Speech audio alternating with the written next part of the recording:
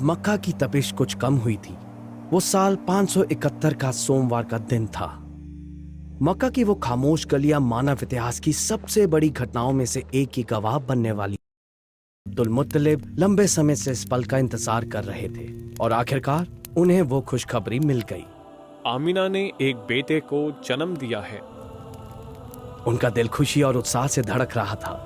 जब से उनके बेटे अब्दुल्ला का इंतकाल हुआ था, अपनी बहू आमीना की कोख में पल रहे उस बच्चे के लिए उनकी मोहब्बत और परवाह और भी बढ़ गई थी। जरा उस रात की कल्पना कीजिए। अब्दुल मुत्तलिब घर की तरफ दौड़ते हैं, अपने नन्हे पोते को गोद में लेते हैं और उसे लेकर काबा की तरफ चल देते हैं। वो अपने रब का शुक्र अदा करते हैं, दुआ करते हैं और उस बच्चे का नाम रखते हैं मोहम्मद। आपने यही नाम क्यों चुना? क्योंकि मैं चाहता हूं कि अल्लाह और लोग उसकी तारीफ करें।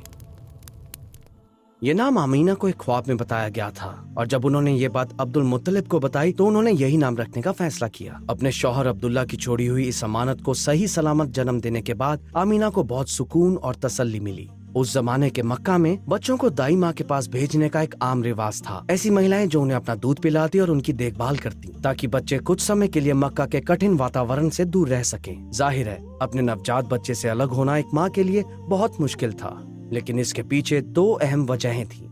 पहली वजह बच्चे की सेहत थी। जैसा कि हमने कहा, मक्का का मौसम नवजात बच्चों के लिए ठीक नहीं था। और दूसरी वजह थी बच्चे की भाषा और बोलने के कौशल को निखारना। उस दौर में अरबी समाज में बेहतरीन अंदाज में बात करना बहुत मायने रखता था। बच्चों को बनु साद के इलाके में भेजा जाता था, जहां वो रेगिस्तान और खुले मैदानों में आजादी से पल सके और अरबी भाषा को उसके शुद्ध और सबसे खूबसूरत रूप में सीख सके।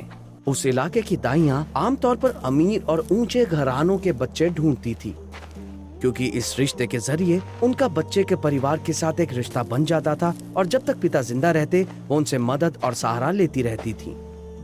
पैगंबर अलैहिस्सलातु वस्सलाम भी एक ऊंचे घराने से थे। उनके दादा अब्दुल मुत्तलिब मक्का के सरदार थे, लेकिन वो बूढ़े थे और पैगंबर अलैहिस्सलाम के पिता का इंतकाल उनके पैदा होने से पहले ही हो गया था। और चूंकि वो एक यतीम थे, इसलिए कोई भी दाई माँ आमीना के बच्चे को लेने के लिए तैयार नहीं थी। तो अब क्या होगा? क्या उन्हें कोई नहीं ले जाएगा? क्या उन्हें इसी सख्त मौसम वाले शहर में बड़ा होना पड़ेगा?